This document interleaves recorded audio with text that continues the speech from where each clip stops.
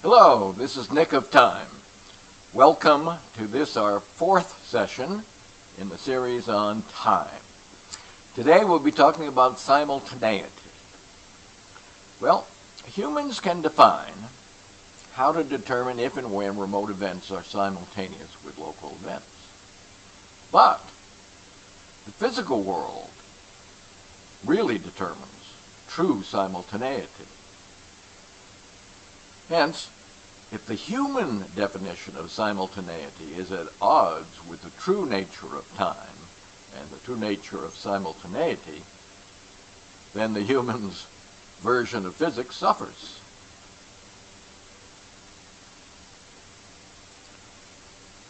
Let's take a quick look at natural simultaneity and sort of get a glimpse of what's meant by natural simultaneity. Let's say if we know that light from a remote event took 10 seconds of our time to reach us, and we know that our clock rate has been constant, then we know that the remote event was simultaneous with our clock displaying 10 seconds earlier. Common sense. Well, if, and again I put if in capitals because it's a big if we know the right physics, we can accurately define absolute simultaneity for all. In fact, basic logic implies that, and the empirical data confirms this, and we'll talk about that later.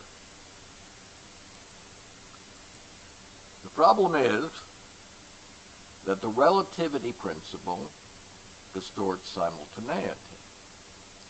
The relativity principle for light and electromagnetic waves prompts adoptions of constant speed of light for all inertial frames.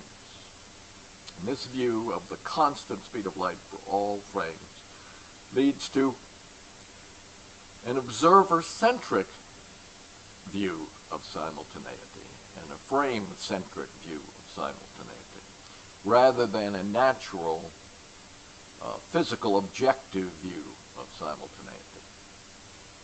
So the observer-centric orientation kills natural, absolute simultaneity.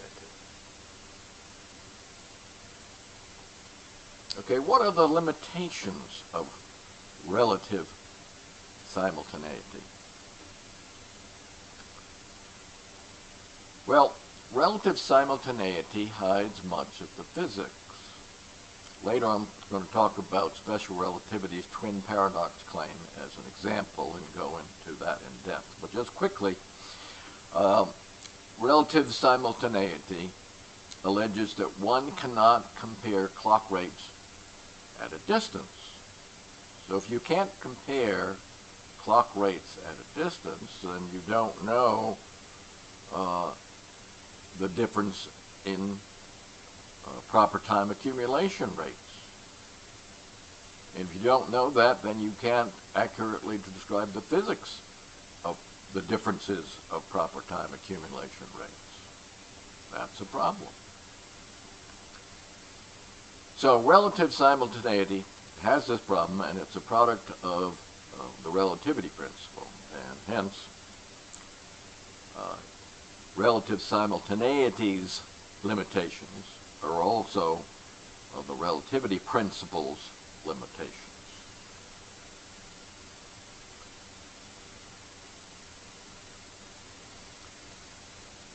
So we need a replacement for relative simultaneity. Natural time yields absolute simultaneity. Hence, to get an accurate view of what's happening physically, our physics needs absolute simultaneity.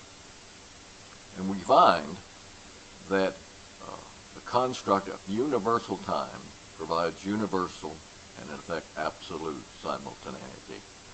But let me emphasize, by universal time, we're not going back to necessarily going back to Newton's concept of absolute time.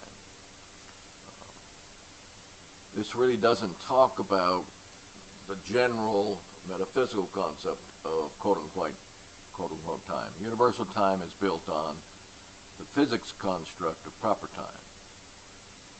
And obviously proper time rates are not the same in different locales. They can be influenced by the absolute velocity of the clock or the gravitational potential at the site of the clock. So process times can vary, but if you know the physics of how they vary, then you can construct a universal time. And that universal time allows us to see and use absolute simultaneity. Okay, as usual, we'll conclude by looking at the key driving concepts that we've been developing. The relativity principle says that the physics laws are the same in all inertial frames. So physicists tend to conclude that all inertial frames are indistinguishable, and some, including Einstein, go further and say that all inertial frames are equal in terms of their descriptions of physics, even though those descriptions contradict each other and describe things quite differently. So the relativity principle leads to an observer-centric physics or frame-centric physics. And a frame-centric physics hides the cause and effect role of the physical entity associated with the preferred frame. So this hides a lot of the essential physics. A couple of examples are when we're looking at the physics of light, physicists focus on the observed constancy of speed of light rather than the actual variation in the speed of light due to local conditions. Similarly, when we're focusing on time, relativity principle leads us to relative simultaneity, which is at odds with the physics, the actual physics of time, as we've just been discussing. So these key driving concepts will lay a great foundation for looking at special relativity, which is what we will focus on in the next session. So thank you all for joining us, and hope to see you next time.